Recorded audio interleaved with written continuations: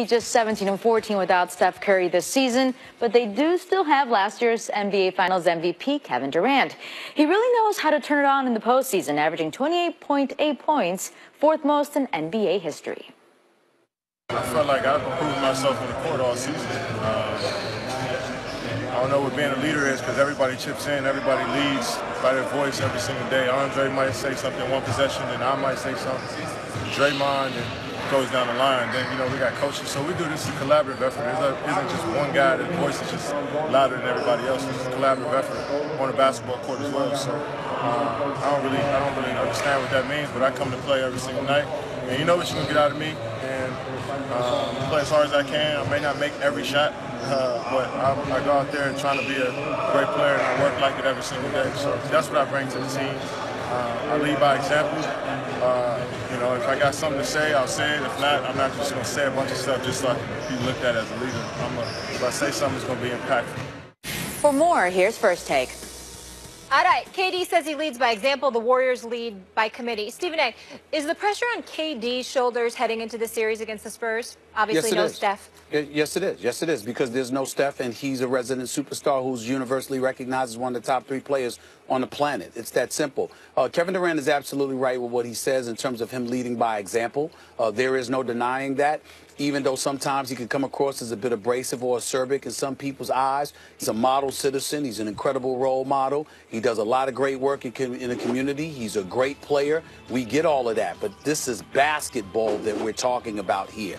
And sometimes I think Kevin Durant speaks in a fashion where he tries to come across as treating everyone as his equal.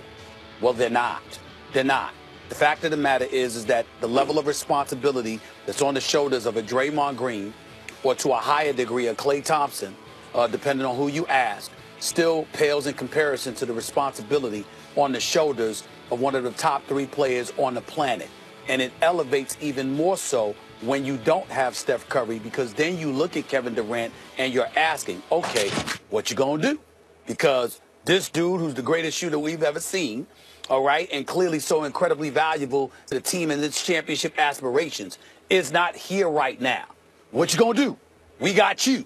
So we should be all right. And I can assure you, even though they would never admit it publicly, I can assure you that Joe Lacob, the owner, Bob Myers, the general manager, and Steve Kerr, the coach, absolutely feel that way. We know it's a team effort, collective effort, Max. But we got one of the top 3 players on the planet who's 6'11" with a 7'6" wingspan and can drop 30 in his sleep. Yeah, there are expectations that we have for you that we don't have for Swaggy P or somebody else. They're different because you're different, Kevin Durant. Kevin Durant clearly has pressure on him, but he already's won a championship, Stephen A. And he's not quite considered, when you look at the all-time rankings, I think most people still, obviously LeBron's ahead of him at the position, call it a small forward. So is Larry Bird. Even though you look at Durant, you go, yeah, but Durant's better defensively than Bird and just as good, at least scoring, if not offensively. Bird still, because Bird had that alpha thing going on that Durant seems to lack, and the centerpiece of championship teams that Durant hasn't been. And there's a reason that guys like Elgin Baylor and, Tracy McGrady or George the Iceman Gervin aren't considered at that next level, usually because they weren't the centerpiece of championship teams, right? So there's that for KD. But, Stephen A., if they lose to the Spurs in the first round, clearly they're the more talented team, right? What that would mean is that my coach of the year, Greg Popovich, so outcoached Steve Spurr that it was like the master Steve and Kerr. the pupil. And Steve Kerr, by the way, I think... You said Steve I'm sorry. Spurr. What did I say? You said Steve Spurr. Steve Kerr. Well, yeah, forgive me. Yeah, Steve Spurr, exactly. Steve, right, because the Spurs would own him at that point. But right. Steve Kerr, look, I think he's a fantastic coach. Love Steve Kerr. And if you have Steve Kerr as your coach, that's great. But you still hear whispering, hey, Mark Jackson built up that team, not Steve Kerr. You still hear when Luke Walton took over that team, they had an even better record. You still hear they lost to the Cavs, or they beat the Cavs in 6 games because LeBron had no one. As soon as LeBron was crewed up, They beat Steve Kerr with a 73-win team. Then he added KD, of course, like any coach could do what he's doing. I don't agree with that, but that's there for him. And if he were to lose simply because you took Steph away, even with all that talent, and I've just been arguing, well, Steph makes them go. Okay, coach, it's on you to figure out how to use the more talented team to beat the less talented team. And if you can't, that's because you got out-coached. I say, in fact, the pressure's on Steve Kerr. All right, let's keep it going, guys. Speaking of pressure, the Rockets enter the playoffs as the top seed out west and have the second best odds to win it all. Stephen A., who on the Rockets is under the most pressure? Well, listen, both Max and I conceded weeks ago that definitely James Harden is under pressure. I don't think he's under pressure to win the championship. I think he's under pressure to get to the conference finals in front of Golden State. I don't think he has an excuse to lose to anybody outside of Golden State with the year that Houston has had. Having said all of that, let me throw CP3 in the mix as having just as much pressure as James Harden. James Harden has been in a conference finals before. CP3 has not. James Finals, albeit a reserve when he was very, very young in his career with Russell Westbrook, Kevin Durant, and Serge Ibaka as teammates, was in an NBA Finals before. CP3 has never been to an NBA Finals.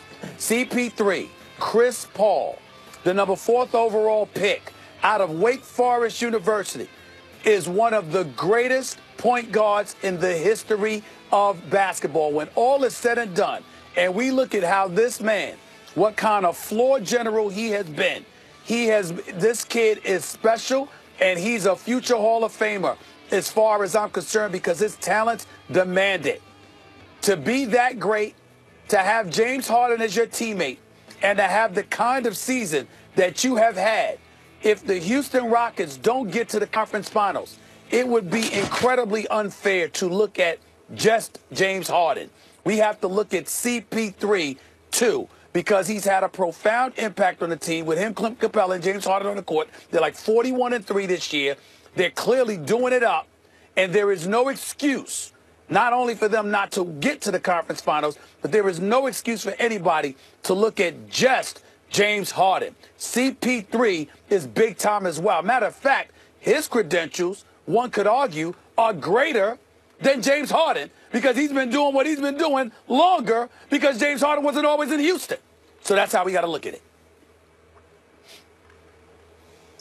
We agree about James Harden having the most pressure. If you confine this conversation to the first round, right? Like, what about the T-Wolves? Then I would agree with you about Chris Paul because he's never been to a conference finals, and yet you talk about how much you've learned from Larry Brown, Stephen A.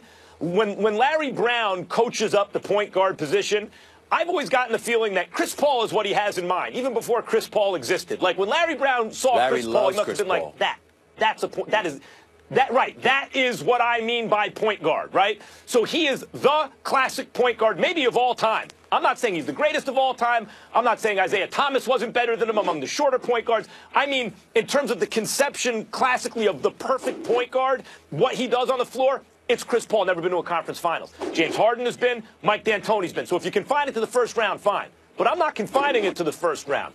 I'm talking about a championship right now. And when you think about it like that, I say Chris Paul is the 3rd most pressure. I think we all agree about James Harden. You and I both agree. I think D'Antoni's got more pressure, just like I thought Kerr more than Durant. I put it on the coach here. Coach, why is it that your stuff works so well in the regular season with Phoenix, right? But you couldn't get over the hump to win a championship. Now with Houston, the best record in the world, blowing teams out, beating the brakes off them, only losing 2 games all year when fully loaded, and I always talk about it. One of those losses to Boogie and AD in 1 possession on the road. The other loss, 3rd game in 4 nights on the road, 2nd of back-to-back to Toronto, a schedule loss, as Jalen Rose says. That's your only losses all year when fully healthy? And you're not going to win a finals? Why? Because in the playoffs, things change after you talk about, hey, it's not a disappointment if we don't go all the way. Yes, it is. The pressure is number 1 on James Harden, number 2 on Mike D'Antoni if we're talking about a championship in these playoffs. Well, again, yeah, I'm shocked that you would take that position, Max Kellerman, considering the fact that you would do an afternoon drive in L.A., if I remember correctly, with our brother Marcellus Wiley when the Los Angeles Clippers basically put a choke job, losing to the Houston Rockets after being up 3-2 in the series and up 19 in the 3rd quarter and got outscored 49-9 the rest of the way. Chris Paul was on the floor when that happened.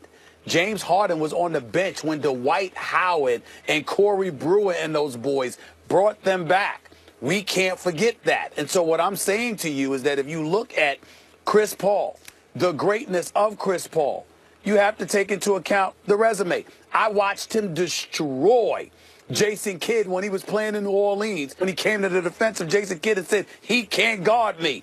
But against Houston with Blake Griffin and DeAndre Jordan, they couldn't get it done. We can't forget that. They actually spearheaded the Golden State Warriors era.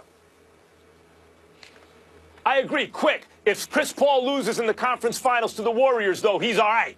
What I'm saying is fine. But you know who's not all right? James Harden. And I'm saying that you're right about that. I think Chris Paul's safe there. But you know who's not? James Harden and Mike D'Antoni. I got criticism for them if they lose in that round. But I don't have it for Chris Paul. I think they're both safe. So I put it in that order. Harden, D'Antoni, and then CP3. They're both safe with me as long as they lose only to the Warriors. They can lose to the Warriors because I think Warriors are better.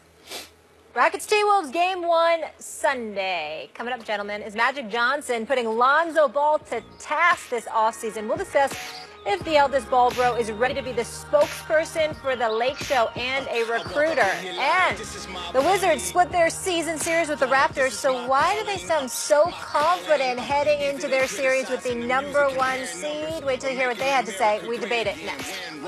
I ran bundles for that crown. I can't. Patrick woke up with a sore back, but he's got work to do.